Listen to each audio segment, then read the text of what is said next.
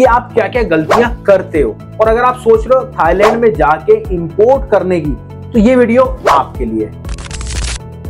क्या ये import business जो है वो एक्चुअल में सक्सेसफुल है, एक्सपोर्ट बिजनेस सक्सेसफुल है? इंपोर्ट इसलिए आसान है कि इंपोर्ट में माल हमें इंडिया में बेचना है। बट अब तो सर टैरिफ भी लगा दिया गवर्नमेंट ने।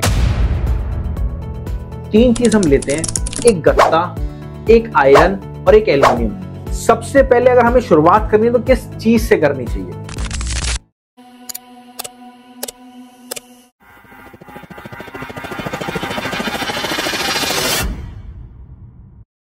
दोस्तों, अगर आप सोच रहे हो ना कि आप लोकल बिजनेस या फिर इंपोर्ट एक्सपोर्ट बिजनेस करके आप सफल हो जाओगे, सर ऐसा बिल्कुल नहीं हो सकता।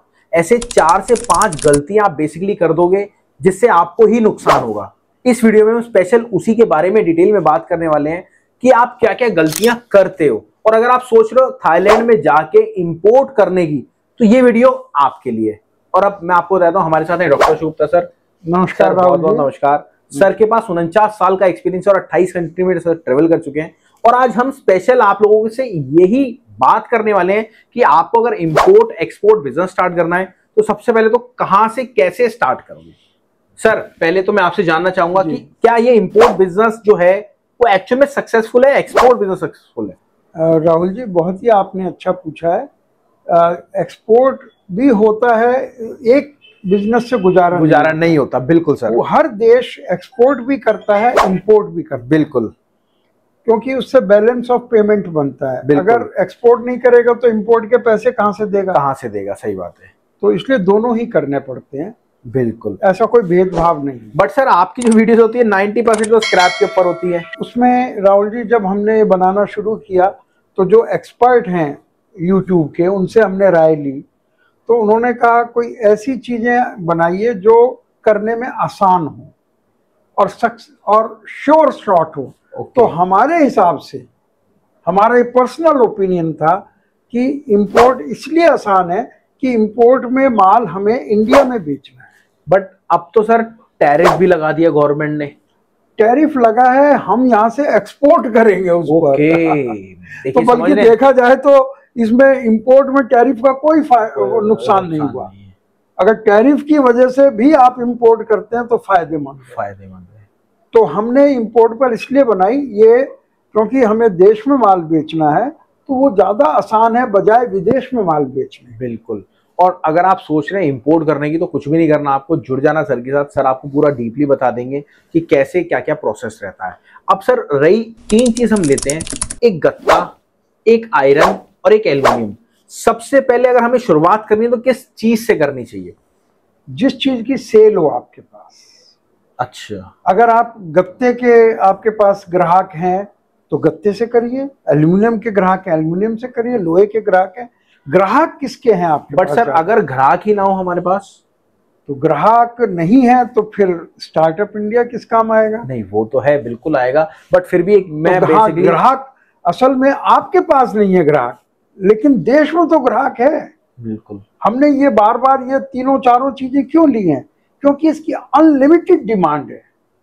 आपके पास ग्राहक नहीं है तो आप किसी की हेल्प लीजिए ग्राहक के लिए। अच्छा, मेरे पास बहुत सारे आप लोग कमेंट करते हैं कि सर मेरे को ये काम चालू करना है, मेरे को ये काम चालू करना है। सर कुछ भी मत करो, सिर्फ आप कमेंट कर दो या फिर ये वीडियो ना उसको शेयर कर दो जो एक्चुअल में काम को इंपोर्ट एक्सपोर्ट बिजनेस को करना चाह रहा है। अच्छा सर, आप क्या राय देते हैं, अगर हमें बिजनेस करना है लोकल लेवल से करें या इंपोर्ट बिजनेस से करें, जो भी स्क्रैप बिजनेस है, चाहे वो इंपोर्ट का काम हो चाहे एक्सपोर्ट का काम हो, या फिर मतलब किस लेवल से स्टार्ट करें? अगर हमारे पास 50 लाख रुपए हैं तो, या फिर 10 लाख रुपए तो? अगर आपके पास देखो बजट बहुत कम है तो आप लोकल ही करिए। ठीक है। आप एक्सपोर्ट इंपोर्ट कैसे कर पाओगे? ठीक है। लेकिन अगर सफिशिएंट बजट है, और दूसरी बात आती है लोकल करने से आपको काम सीखने को मिलता है। ओके।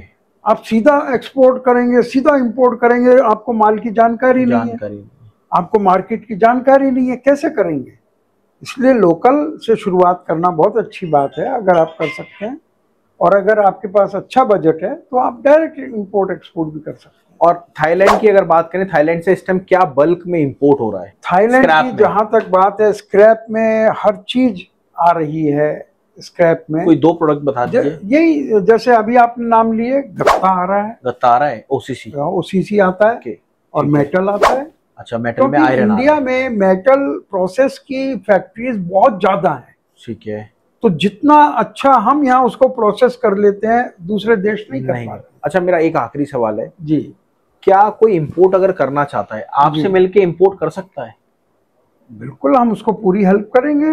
उसको जो भी नहीं आता है, मान ले वो कहता है मुझे तो 90% आता है, हाँ, या 95% आता है, तो बचा हुआ 5% किससे सीखेगा? वो कहाँ, कौन है इस दुनिया में अगर जो हमारी ऑडियंस है वो चाह रही है कि आप उनके साथ मार्केट में जाएं या फिर दुबई जाएं, तो आप क्या रेडी हैं इस चीज के लिए? जरूरत होगी, और अगर वो सीरियस होंगे तो जाएंगे। बहुत बढ़िया सर, मैं इस बात में आपका हाथ मिलाना चाहता हूं।